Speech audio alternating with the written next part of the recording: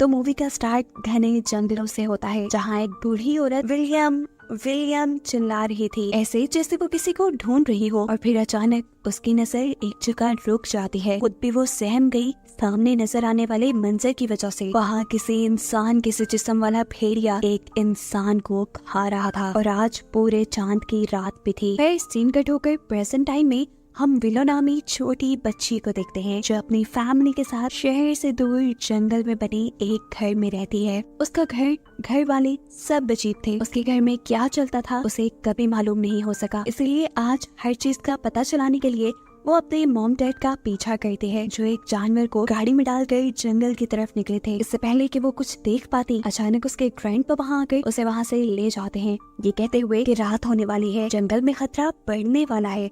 अगली सुबह जब उसकी मॉम घर आई तो वो सही से चल भी नहीं पा रही थी, और उसके डैड की हालत तो इतनी खराब थी कि उसकी मॉम और ग्रैंडपा सहारा देते हुए उसे रूम में लेकर जाते हैं। और ग्रैंडपा विलो की मॉम यानी इमोजन से कहते हैं, देखो ये सब अब ज्यादा दिन नहीं चल पाएगा।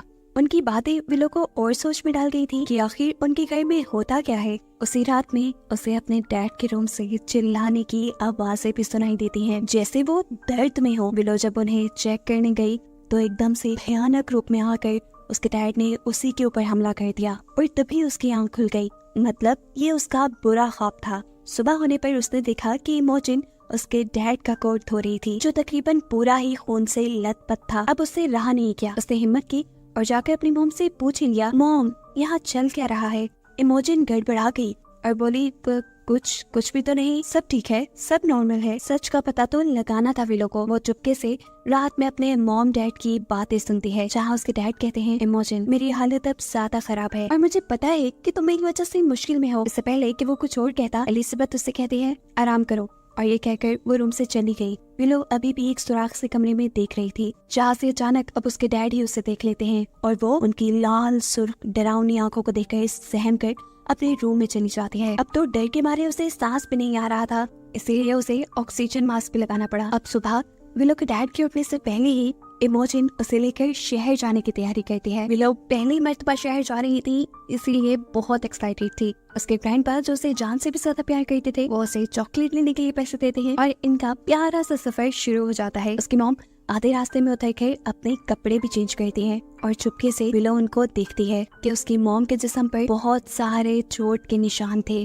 खैर यहाँ उसकी मॉम ने उसे सख्ती से मना किया कि तुम मेरे कपड़े चेंज करने वाली बात घर जाके किसी को मत बताना, और सुनो आज मैं तुम्हें कार चलाना सिखाती हूँ। विलो की तो एक्साइटमेंट डबल हो गई थी। ये लोग शहर जाकर अपना काम करते हैं, विलो के लिए इमोजिन थोड़ी शॉपिंग करती है, और ये लोग घर आ जाते हैं, जहाँ आते ही इनका सामना विलो के डैड से होने पर ये दोनों ही सहम गई। और जब उसने देखा कि इमोजिन ने विलो को शॉपिंग भी करवाई है, तो वो मानो पागल ही हो गया। अपनी ही बेटी से उसका ड्रेस छीन लेता है वो, और उसे अजीब तरीके से सूंघने लगा। फिर दोनों के गले में जबरदस्ती हाथ डालते हुए वो उन्हें घर के अंदर ले गया, और कान में उसने बोला, देखो मैं तुम दोनों से बहुत प्यार करता हूँ, कभी छोड़ के ना जाना मुझे। ये रिक्वेस्ट कम धमकी ज्यादा लग रही थी। खैर अब कई दिन गुजर जाते हैं और दिखाया जाता है कि आज पूरे चांद की रात है।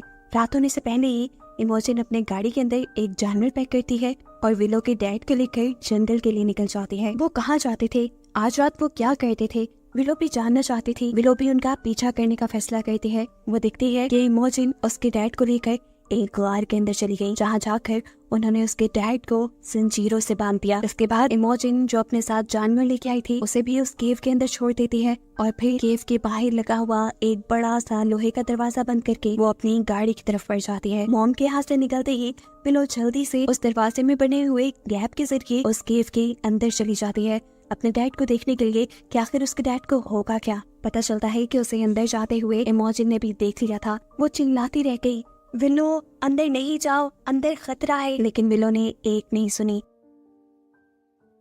अब इमोजिन अपनी बेटी का पीछा करती है और उस केव के अंदर पहुंच जाती है, जहाँ जाकर देखने को मिलता है कि विलो ने कुछ भयानक देख लिया था, जिसे देखते ही वो बेहोश हो गई। इमोजिन जल्दी से उसे लेकर घर आती है और उसे उसका ऑक्सीजन मास्क लगाती है। यहाँ देखने को मिलता है कि आखिर विलो ने ऐसा क्या देख लिया था जिससे वो बेहोश ही हो गई। असल में उसने अपने डैड को एक भेड़िए में बदलते हुए देख लिया था, एक जानवर में बदलते देखा था, जहाँ पर उसके डैड की बॉडी अजीब बड़ी हो रही थी, नाखून बड़े हो रहे थे, उनकी स्किन फट रही थी, मुंह में बड़े बड़े से दांत उगाए थे और एकदम से वो भेड़िए में बदल गए। यही देखकर डर कर वो होश में भी आ जाती है। अब उसे सच पता चल गया था कि आखिर उसके डैड के साथ क्या हुआ। अगली सुबह हमें पूरी फैमिली को डाइनिंग टेबल पे बैठे दिखाया जाता है। विलो के डैड ऐसी हालत में है जैसे वो पागल हुए हो और विलो तो कल वाले वाकये के बाद बहुत घबराई हुई थी, लेकिन इमोजिन तो ऐसे बैठी थी जैसे कुछ हुआ ही ना हो।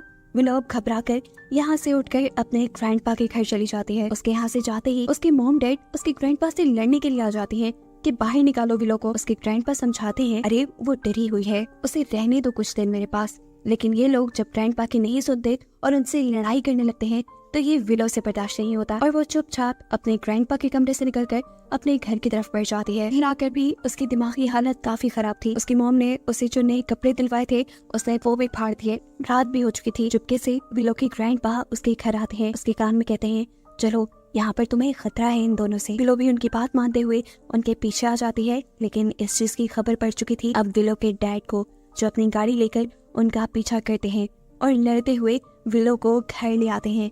अब तो इमोजिन को भी लग रहा था कि उसके डैड ने उसकी बेटी को किडनैप किया। इससे गुस्से में वो अपने डैड से कहती है, बस अब आप कभी मेरे घर नहीं आएंगे। उसने तो ये कहकर अपने कमरे का दरवाजा बंद कर दिया। लेकिन अब विलो और भी ज्यादा उदास हो गई, क्योंकि एक उसके ग्रैंडपा ही तो थे जो उसे अच्छी तरह समझते थे। उसका मूड ठीक करने के लिए अब उसके डैड उसे लेकर जाते हैं उसी केव में जहाँ पर विलो ने उसे भेड़िया बनते हुए देखा था। इस केव में आकर वो घबरा गई। उसे लग रहा था कि उसके डैड उसे नुकसान पहुंचाएंगे, लेकिन ऐसा नहीं था। उसके डैड बस उसे अपनी जिंदगी का बहुत बड़ा सच बताने आए थे। वो एक कहानी सुनाते हैं अपनी ग्रैंडपा की, जो एक बहुत ही अच्छे इंसान थे, लेकिन हर बड़े चांद की रात पे पता नहीं उन्हें क्या हो जाता था, वो सब कुछ छोड़ छाड़ कर जंगल में चले जाते थे। असल में वो एक वेयरवुल्फ थे। हर बड़े चांद की रात को वो एक भेड़िए में बदल जाते थे।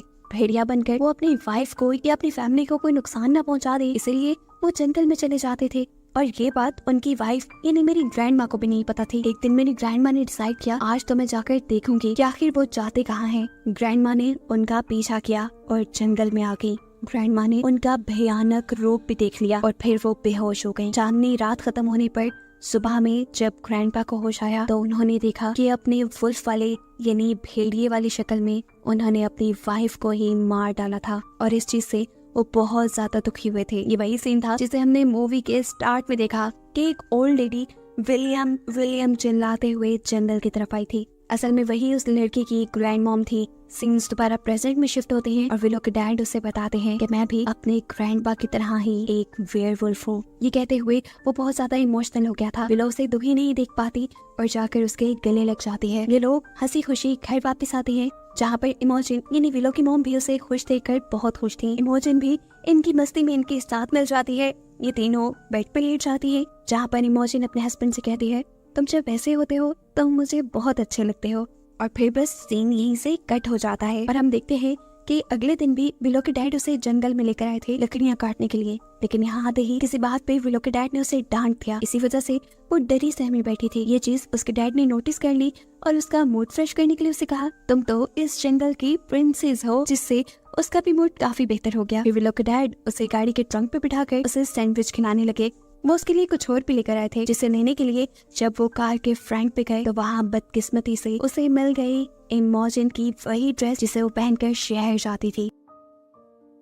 ये देखकर वो तो गुस्से से पागल हो गया। उसने ड्रेस सूंघी और आकर विलो से पूछताछ करने लगा। विलो ने उसे कुछ नहीं बताया तो गुस्से में उसके हाथ से उसका सैंडविच फेंकते हुए वो उसे लेकर घर आ गया। घर आते ही उसने इमोजिन को ढूंढा और उसे गाड़ी में बिठाकर जंगल की तरफ ले गया। आज तो पूरे चांद की रात भी नहीं थी। विलो को समझ नहीं आया कि अब क्या होने वाला है। अगली सुबह जब वो घर लौटे तो उसकी मॉम की हालत काफी खराब थी। खैर दिन यूं ही टेंशन में गुजर जाते हैं और फिर एक दिन विलो का बर्थडे आ जाता है, जिसे सेलिब्रेट करने के लिए इमोजिन उसके लिए केक बनाती है और ऐसे घर का माहौल थोड़ा अच्छा हो जाता है। साथ ही आज विलो का बर्थडे था तो विलो के ग्रैंडपा कैसे नहाते अपने ग्रैंडपा को एक छोटे से पपी गिफ्ट के साथ देखकर वो भी बहुत ज्यादा खुश हो जाती है। जिसके बाद अब सीन कट हो जाता है और फिर हमें काफी दिन बाद का सीन दिखाया जाता है। आज दोबारा पूरे चांद की रात है। हर बार की तरह इमोजिन और उसके हस्बैंड जंगल के लिए निकल गए हैं और रात में अब विलो के साथ भी कुछ अजीब हो रहा है। उसका एक नेल काला पड़ गया है, जिसके अंदर से अब खून भी निकल रहा था। उसका नेल उखड़ गया एकदम से। बड़े बड़े नाखून उसके पैदा होने लगे। उसकी बॉडी भी बदल रही थी और दांत भी बिल्कुल एक भेड़िए जैसे हो गए। इससे पहले कि वो पूरी तरह भेड़िया बन जाती, उसे होश आ गया और पता चला ये सब उसका बुरा ख्वाब था। जब उठी तो वो बहुत ज्यादा घबराई हुई थी डर की वजह से। अब तो उसे सांस भी ठीक से नहीं आ रहा था। किसी तरह गिरते पड़ते वो अपना ऑक्सीजन मास्क उठाती है और अपने मुंह पे लगा लेती है। हालत बेहतर होने के बाद जब वो पानी पीने के लिए किचन में गई तो उसे दरवाजे के बाहर से किसी की आवाजें सुनाई दी। इससे पहले कि वो गेट खोल देती, उसके पीछे से ग्रैंडपा आकर उसे ये करने से रोक देते हैं। अब पता चला है कि असल में इमोजिन इस चांदनी रात में अपने हस्बैंड को अकेले ही जंगल में छोड़कर घर वापस आ गई थी। इसी वजह से तो वो बहुत गुस्से में घर वापस आया था। वो इनके साथ कुछ भी कर सकता था। विलो की हिफाजत करने के लिए वो विलो को ऊपर उसके रूम में छोड़ाते हैं और फिर इमोजिन अपने डैड से एक गन लेती है। गन लेकर वो जरूर अपने हस्बैंड को मार ही देती। ये चीज विलो की रियलाइज होते ही विलो दोबारा पैनिक हो जाती है और बेहोश हो जाती है। उसकी गिरने की आवाज इन दोनों ने सुन ली थी। ग्रैंडपा और इमोजिन दोनों यहाँ पर आते हैं। वो जल्दी से उसे ऑक्सीजन लगाना चाहते थे, लेकिन अफसोस कि सिलेंडर में ऑक्सीजन खत्म हो गई थी, जो लेने के लिए इमोजिन को अब नीचे बेसमेंट में जाना पड़ता। बाहर आए हुए खतरे की परवाह ना करते हुए वो बेसमेंट की तरफ बढ़ती है। वो जब सिलेंडर को लेकर वापस ऊपर कमरे की तरफ बढ़ ही रही थी कि गलती से उसके पॉकेट से गन भी गिर गई। बाहर अभी भी इमोजिन का हस्बैंड जोर जोर से दरवाजा नॉक कर रहा था। गुस्से में तंग आकर इमोजिन जोर से चिल्लाती है और कहती है, बस भी कर दो, चले जाओ यहाँ से। ऊपर विलो की सांस भी रुक रही थी।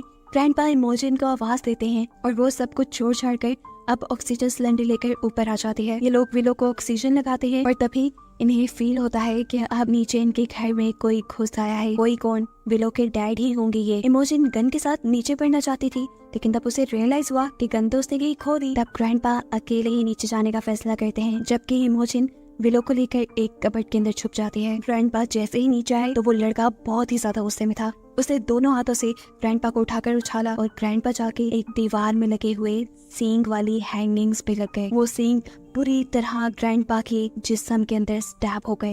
ये करने के बाद अब वो गुस्से में ऊपर गया इमोजिन को ढूंढने के लिए, जो कबर्ड में छुपी हुई थी। विलो को भी ठीक उसी टाइम होश आया। इससे पहले कि वो डर से चिल्ला देती, इमोजिन उसके मुंह पे हाथ रख लेती है। वो बहुत ही ज्यादा डरी हुई थी कि कहीं उसका हस्बैंड उसे देख न ले, लेकिन वो यहाँ पे किसी को ना पाकर इस कमरे से चला गया और मौके का फायदा उठाते हुए ये भी कमरे से निकल गई। अब जल्दी से इमोजिन विलो को गाड़ी में बिठाती है और उसे कहती है, अगर 2 मिनट तक मैं ना आई तो तुम ये गाड़ी लेकर यहाँ से भाग जाना और जब तक सूरज ना उगे तब तक इस गाड़ी को चलाते रहना। मैं तुम्हारे ग्रैंडपा को लेकर आती हूँ।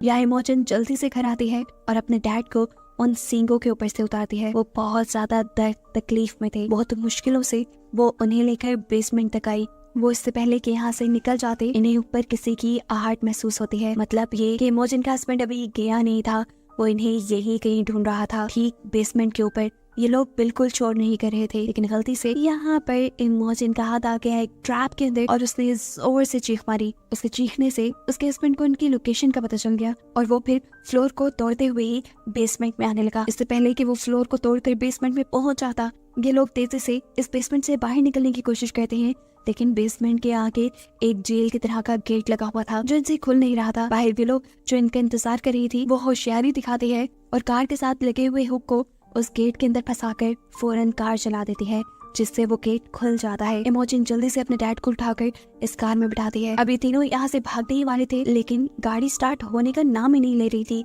तब इमोजिन के डैड यानी ग्रैंडपा नीचे उतरते हैं और इमोजिन से कहते हैं, तुम विलो को लेकर सेफली यहाँ से जाओ, मैं यहाँ सबको संभालता हूँ। तब वक्त नहीं है। ये दोनों अब कार से उतरकर जंगलों की तरफ भागने लगी थी। तभी अचानक किसी ने पीछे से विलो को उठा लिया। ये कोई और नहीं, उसके डैड ही थे जो जंगल में छुपे हुए उनका इंतजार कर रहे थे। वो उसे अपनी केव के अंदर ले गए और इमोजिन घबरा गई कि पता नहीं अब उसके बेटी के साथ क्या हो जाएगा। इमोजिन चीखते हुए उसके पीछे आती है और अब पहली मर्तबा हम विलो के डैड को एक भेड़िए की शक्ल में देखते हैं। उसकी गोद में विलो थी जो बेहोश हो चुकी थी पैनिक होकर। अपनी बेटी को बचाने के लिए यहाँ पर इमोजिन होशियारी दिखाती है और लड़ने के बजाय प्यार का हथियार इस्तेमाल करती है। वो उस भेड़िए का मुंह पकड़ के कहती है, सुनो, देखो, हम तुम्हारी फैमिली हैं और हम तुमसे बहुत प्यार करते हैं। ये सुनते ही उसे भी जैसे कुछ याद आने लगा था। अपनी फैमिली के साथ बिताए हर अच्छे लम्हे याद आने लगे थे। वो थोड़ा रिलैक्स भी हो गया था, इसलिए उसने विलो को छोड़ भी दिया। विलो अब इनसे दूर हो गई थी। दूर वो अपनी मॉम का इंतजार कर रही थी कि कब वो ये सब कुछ ठीक करके आएंगी। यहाँ उसका हस्बैंड यानी भेड़िया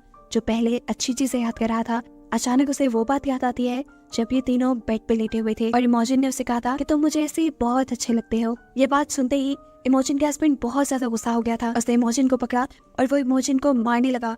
उसने पूछा ऐसा होता हूँ का क्या मतलब पिछले सीन में जब हमने देखा था कि सब अच्छा चल रहा था तब भी कुछ अच्छा नहीं था। यही चीज अभी भी उसे याद आ जाती है और इसी चीज का गुस्सा वो इमोजन पे निकालने ही वाला था कि यहाँ विलो के पाँव के जरिए एक लैंप नीचे गिर गया और वहाँ आग लग गई। इस टाइम विलो ने अपने मुंह पे ऑक्सीजन लगाई हुई थी। इस आग को देखकर विलो को अपनी मॉम को बचाने का एक आइडिया आता है।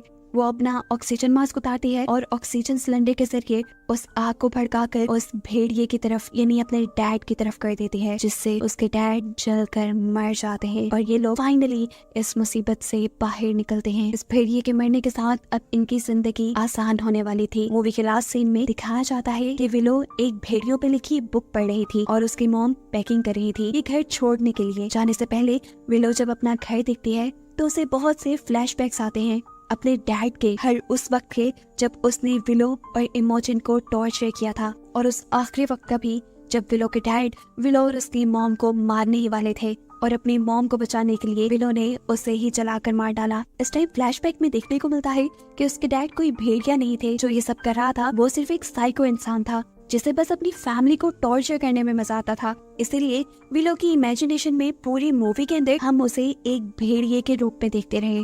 वो अपने डैड को एक भेड़िया ही समझती थी जो असल में एक पागल इंसान था और उससे अब ये लोग छुटकारा पा चुके थे और अपनी नई जिंदगी शुरू करने वाले थे, जिन्हें दिखाते हुए ये कहानी यही खत्म हो जाती है।